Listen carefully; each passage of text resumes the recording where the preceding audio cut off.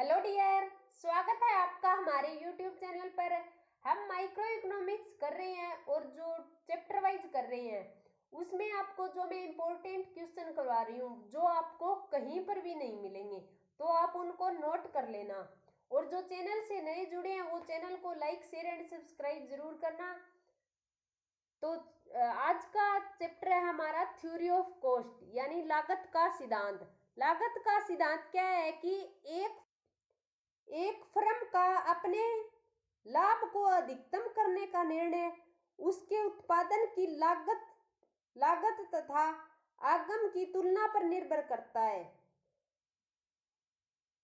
जो एक फर्म की उत्पादन की लागत सामान्यतः उन मौद्रिक खर्चों से लिया जाता है जो उस वस्तु के उत्पादन करने के संबंध में किए जाते हैं। किसी वस्तु का उत्पादन करने के लिए प्रत्येक फर्म को उत्पादन के साधनों तथा गैर साधन आगतों का प्रयोग करना पड़ता है। आम बोलचाल की भाषा में हम इन आगतों पर किए गए मौद्रिक खर्चों को उत्पादन लागत कहा जाता है। ध्यान रखने वाली बात यह है कि मौद्रिक खर्चे लागत की धारणा की केवल एक किस्म है। लागत के जो कॉन्सेप्ट्स हैं वो है monetary cost, real cost, social cost, private cost और इकोनॉमिक कॉस्ट। तो चलो स्टार्ट करते हैं आज का हमारा फर्स्ट क्वेश्चन हमारा, वास्तविक लागत का क्या अर्थ है? मौद्रिक व्यय, मौद्रिक आय, उत्पादन क्रिया में किए गए प्रयत्न तथा त्याग, अगले सर्वश्रेष्ठ वैकल्पिक उपयोग से प्राप्त आय।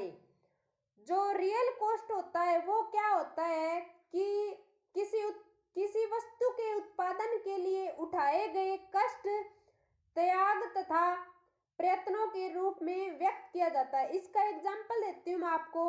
जैसे एक कुम्हार को मिट्टी का एक खिलौना बनाने में 8 घंटे का परिश्रम करना पड़ता है, तो 8 घंटे का जो परिश्रम है उसे उस खिलौने की वो रियल कॉस्ट है।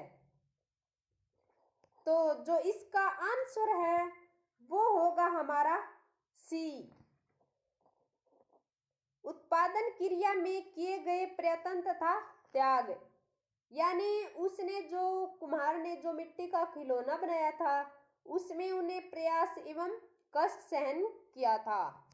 नेक्स्ट क्वेश्चन, पानी, धुएं तथा शोर प्रदूषण के कारण जो लागत लोगों को उठानी पड़ती है उसे क्या कहा जाता है?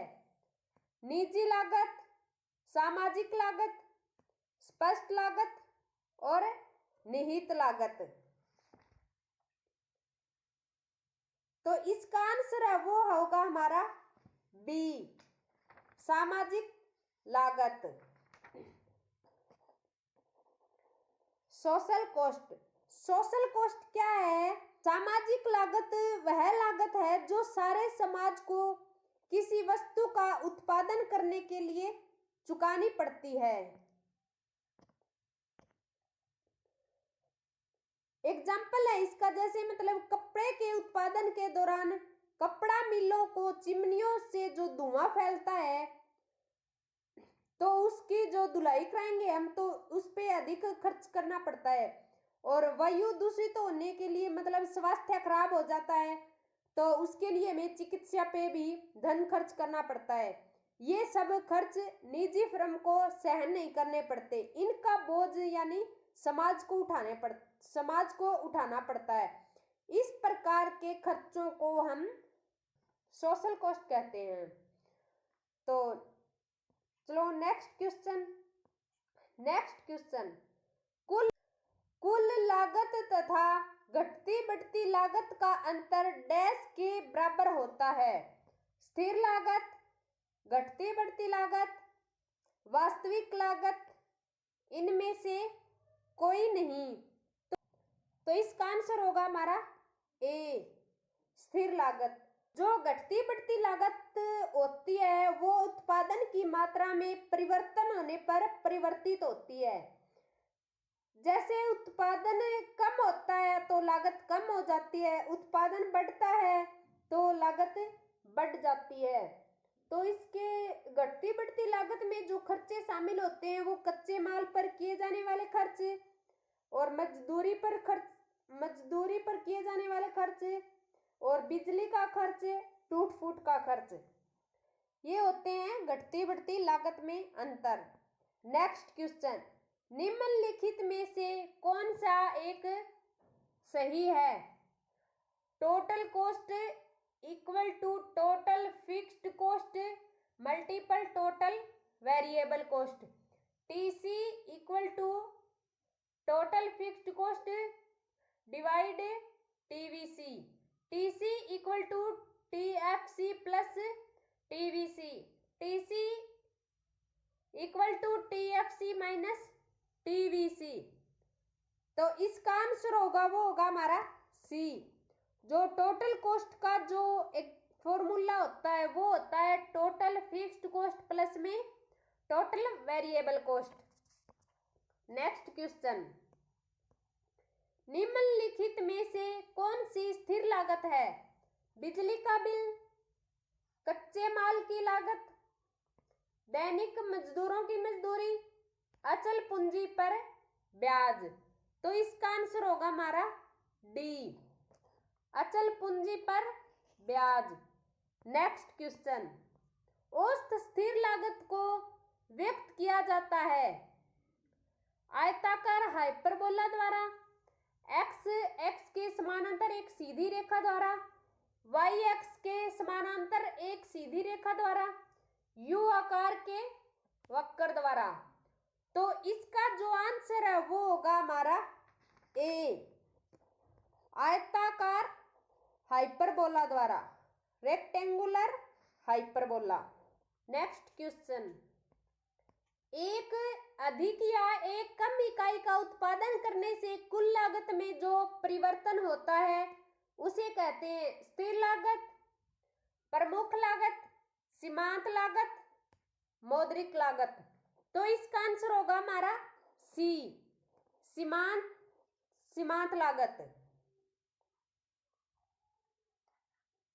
नेक्स्ट क्वेश्चन, जब औसत लागत बढ़ती है तब सीमांत लागत ए सी से अधिक होती है, ए सी से कम होती है, ए सी के बराबर होती है, उपयुक्त कोई नहीं।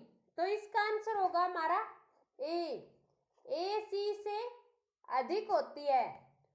जो जब औसत लागत बढ़ती है तब सीमांत लागत है वो एवरेज कॉस्ट से अधिक होती है। नेक्स्ट क्वेश्चन, लागत के आधुनिक सिद्धांत के अनुसार LAC का आकार U आकार का होता है, L आकार का होता है, S आकार का होता है, विपरीत U आकार का होता है। तो इसका आंसर होगा हमारा बी, L आकार का होता है। नेक्स्ट क्वेश्चन, यदि कोई फर्म अल्पकाल में उत्पादन रोक देती है तो इसे हानि सहन करनी पड़ती है स्थिर लागतों की, वास्तविक लागतों की, घटती बढ़ती लागतों की, उपयुक्त कोई भी नहीं। तो इसका आंसर होगा हमारा ए, स्थिर लागतों की। नेक्स्ट क्वेश्चन, एमसी वक्र एसी वक्र को तब काटती है जब एसी वक्र गिर रही होती है, एसी वक्र उठ रहा होती है, एसी वक्र न्यूनतम होती है, उपयुक्त कोई नहीं। तो इसका आंसर होगा हमारा सी, एमसी वक्र एसी वक्र को तब काटती है जब एसी वक्र है जो न्यूनतम होता है। नेक्स्ट क्वेश्चन, वह बिंदु जिस पर औसत लागत एसी सीमांत लागत एमसी के बराबर होती है उसे क्या कहते हैं? उत्पादन बंद करने वाला बिंदु, समविच्छेद बिंदु, अनुकूलतम उत्पादन बिंदु, पूर्ण अक्षमता बिंदु। तो इसका आंसर होगा हमारा सी, अनुकूलतम उत्पादन बिंदु। Next question, TC equal to total cost का इसमें हमें फार्मूला बताना है। तो ये हमने पीछे किया था, इसका जो एक फॉर्मूला है वो होगा total fixed cost plus total variable cost. ये होता है टोटल कॉस्ट का फॉर्मूला। नेक्स्ट क्वेश्चन, जब उत्पादन का स्तर शून्य होता है तब स्थिर लागत होती है धनात्मक, ऋणात्मक, शून्य, परिवर्तनशील लागत के बराबर। तो इसका आंसर होगा हमारा ए, धनात्मक। नेक्स्ट क्वेश्चन, उत्पादन के स्तर की 4 इकाइयों पर न्यूनतम औसत लागत 20 रुपए है। उत्पादन के स्तर की 4 इकाइयों पर सीमांत लागत बताइए। जब न्यूनतम औसत लागत 20 रुपए है तो जो सीमांत लागत है वो दोनों सेम होगी। औसत लागत और सीमांत लागत है वो न्यूनतम होने पर सेम होगी। तो इसका आंसर है वो होगा हमारा सी, 20 रुपए। नेक्स्ट क्वेश्चन, यदि किसी वस्तु की 3 इकाइयों की उत्पादन लागत 45 रुपए है तथा 4 इकाइयों की उत्पादन लागत 80 रुपए है तो सीमांत लागत ज्ञात करें। तो जो सीमांत लागत का जो फार्मूला होता है वो होता है उत्पादन लागत माइनस में उत्पादन लागत है। तो जो इसका सीमांत लागत का जो फार्मूला है वो माइनस में होगा, तो इसमें 80 माइनस 45, तो इसका जो आंसर है वो होगा सी, 35। नेक्स्ट क्वेश्चन, यदि एमसी मार्जिनल कॉस्ट अधिक है एवरेज टोटल कॉस्ट, तो एवरेज टोटल कॉस्ट पर क्या प्रभाव पड़ेगा? एवरेज टोटल कॉस्ट बढ़ जाएगी, एवरेज टोटल कॉस्ट घट जाएगी, एवरेज कॉस्ट टोटल कॉस्ट स्थिर रहेगी, इनमें से कोई नहीं। तो इसका आंसर होगा हमारा ए, एवरेज टोटल कॉस्ट है जो बढ़ जाएगी। मार्जिनल कॉस्ट अधिक होता है एवरेज टोटल कॉस्ट, तो एवरेज टोटल कॉस्ट है वो बढ़ जाएगी।